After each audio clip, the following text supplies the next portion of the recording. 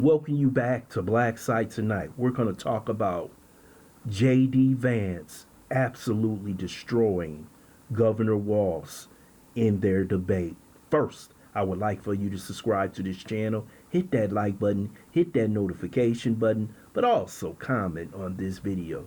Tonight was the only vice presidential debate, and Senator J.D. Vance destroyed Governor Tim Walz. Tim Walz looked like a man who shouldn't have been picked as vice president. We should understand that Kamala Harris picked him because she didn't feel comfortable with the people that she knew were going to outshine her, like Governor Shapiro of Pennsylvania, Governor Pritzker of Illinois. So she picked this man, and he looked like a complete damn fool on the world stage. J.D. Vance put on a masterclass performance. He even got into it with the moderators and destroyed them. So to me, the most crucial point in this debate is the issue of jobs and how they all went away to China. And I think most of you should listen to this part of the debate because this is the reason why J.D. Vance won. And I want you to listen to this.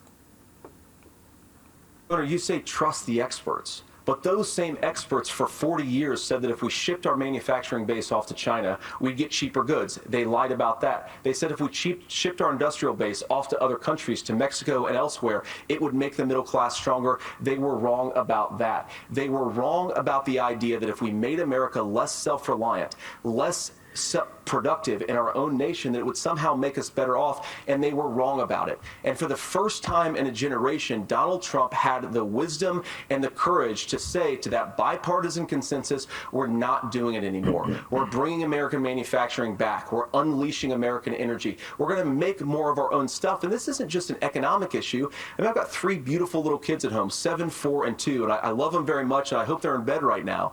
But look, so many of the drugs, the pharmaceuticals that we put in the bodies of our children are manufactured by nations that hate us. This has to stop, and we're not going to stop it by listening to experts. We're going to stop it by listening to common sense wisdom, which is what Donald Trump governed on. Senator, your time is up. Governor Walz, can you address that? I mean, voters say they trust Donald Trump on the economy more. Why? Well, if you're listening tonight and you want billionaires to get tax cuts, you heard what the numbers were. Look, I'm a union guy on this. I'm not a guy who wanted to ship things overseas, but I understand that, look, we produce soybeans and corn. We need to have fair trading partners. That's something that we believe in. I think the thing that most concerns me on this is Donald Trump was the guy who created the largest trade deficit in American history with China. So the rhetoric is good. Much of what the senator said right there, I'm in agreement with him on this. I watched it happen too. I watched it to my communities, and we talked about that. But we had people undercutting the right to collectively bargain. We had right to work states made it more difficult. We had companies that were willing to ship it over, and we saw people profit. Folks that are venture capital in some cases, putting money into companies that were overseas. We're in agreement that we bring those home. The issue is Donald Trump is talking about it. Kamala Harris has a record, 250,000 more manufacturing jobs just out of the IRA. May I respond to that? Yes. So appreciate that. So if you notice, what Governor Walz just did is he said, first of all, Donald Trump has to listen to the experts. And then when he acknowledged that the experts screwed up, he said, well, Donald Trump didn't do nearly as good of a job as the statistics show that he did. So what Tim Walz is doing, and I honestly, Tim, I think you got a tough job here, because you've got to play whack-a-mole. You've got to pretend that Donald Trump didn't deliver rising take-home pay, which of course he did. You've got to pretend that Donald Trump didn't deliver lower inflation, which of course he did, and then you simultaneously got to defend Kamala Harris's atrocious economic record, which has made gas, groceries, and housing unaffordable for American citizens. I was raised by a woman who would sometimes go into medical debt so that she could put food on the table in our household. I know what it's like to not be able to afford the things that you need to afford. We can do so much better. To all of you watching, we can get back to an America that's affordable again. We just got to get back to common sense economic principles.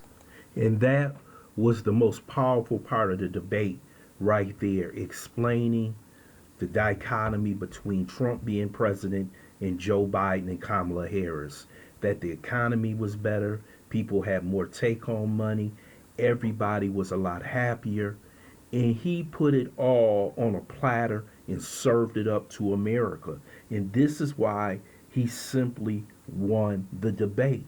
He made it simple, easy for people to understand. And when they go into the voting booth, if you want to vote for what's going on right now, you can vote for Kamala Harris. If you want to go back to the days of low inflation, people fighting for American jobs, peace through strength, those issues that he hit Tim Walz on basically won the debate. And you could see what they said on CNN, basically that Tim Walz won. You can also see Jay Tapper saying it seemed like this man was not prepared. The other woman, the sister, said he wasn't prepared for the debate because he was basically blown away by J.D. Vance and his knowledge of issues and his debate style that basically took over this debate in this crucial election.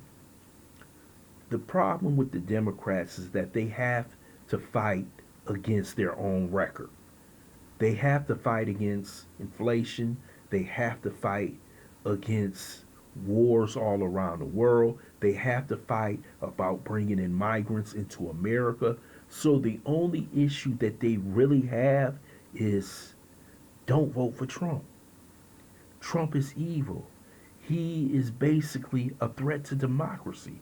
That is their whole point of running this election right now, because they have nothing to run on. And hopefully that the media, academia, and other people can push them, the deep state can push them over the final finish line, and somehow she wins this election. Because the way the polls are, and if you look at the past two elections that Trump was in, if he's tied, that means he's ahead. Because in both of those elections, he was behind. And he won the first one against Hillary. He almost won the second one. Some would say he did. And he only lost that by 40,000 votes. So right now, it seems like him and J.D. Vance is in a good situation. But they still have to be careful of the deep state. They have to be careful of the tricks in the October surprise that you know the Democrats will try, the media, academia, entertainment, the deep state, Democrats, rhinos, to destroy the Trump candidacy and possibly try and re-elect Kamala Harris as president because Joe Biden wasn't president. I would love to hear your comments on the comment section about the debate, how you feel about the debate, if you liked it or you don't. Hey, I want to thank you for listening to BLACKSITE. Hope you subscribe to this channel. Smash that like button, but also share this video.